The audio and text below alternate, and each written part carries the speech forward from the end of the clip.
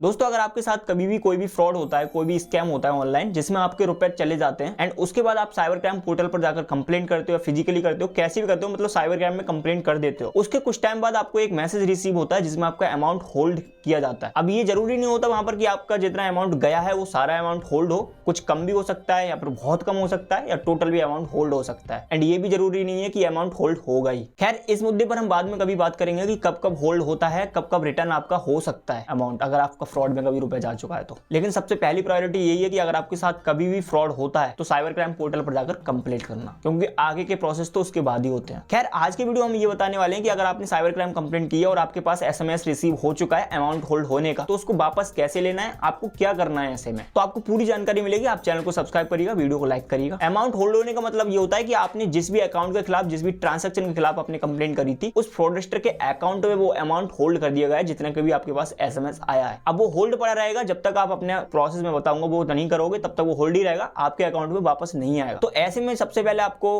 अपने cyber cell में जाना है, वहां से कोई नोटिस वगैरह, एक्नॉलेजमेंट नंबर वगैरह जो कुछ भी होता है वो ले लीजिएगा। इसके बाद आपको कोर्ट ऑर्डर कराने के लिए अपने डिस्ट्रिक्ट कोर्ट में जाना है। डिस्ट्रिक्ट कोर्ट में जाने के बाद आपको किसी अच्छे वकील को हायर करना है या फिर आप उससे बात करनी है। आप कोशिश करिएगा थोड़ी जान पहचान पहले से हो उनसे, तो बेटर रहता है, क्योंकि वहां पर कुछ चार्जेस, कुछ फीसेस वगैरह भी लेते हैं। कितनी लेते हैं थोड़ी देर में बताता हूँ। वहां जाकर आपको बोलना है कि हमें सुपरदारी करानी है। आपको पूरा मैटर उनको बता देना है कि ऐसे ऐसे हमारे रुपए गए थे, यहाँ पर ये है, उस बैंक में अटके हुए हैं, यहाँ पर होल्ड हुए हैं, वो हमें रिलीज करवाने हैं, इसके लिए हमें सुपरदारी करानी है। सुपरदारी से ही वो सब कुछ समझ जाएंगे कैसे क्या रहता है। अच्छा, इसकी फीस वगैरह लगभग मैंने जहां तक अब तक देखा है, सुना है, पढ़ा है, 10 से 15% चार्जेस करते हैं। अब वो अपनी जान पहचान के ऊपर है कितना कितना कैसे रहता है, खैर वो पर्सनल लेवल की बात है। लेकिन ये सुपरदारी या फिर कोर्ट ऑर्डर के बिना आप अमाउंट रिलीज नहीं करवा पाओगे। तो जो भी वकील होगा वो आपको एक नोटिस तैयार करके देगा जहां पर आपको साइन वगैरह भी करवाए जाएंगे एंड जहां पर सब कुछ आपकी डिटेल्स लिखी होगी कि जो अमाउंट होल्ड हुआ है वो रियल कस्टमर है, उनको वापस कर दिया जाए, इनका ही पैसा है। एंड नीचे ये भी लिखा होता है कि अगर ये गलत तरीके से रुपए वापस करवाए जा रहे हैं या फिर गलत कंप्लेंट है, कुछ भी होता है, तो ये वापस देने के लिए भी तैयार है, उस पर आपके साइन होंगे। तो जो कोर्ट ऑर्डर या फिर नोटिस आपको मिलेगा वो सीधा आपको साइबर सेल में आकर अपना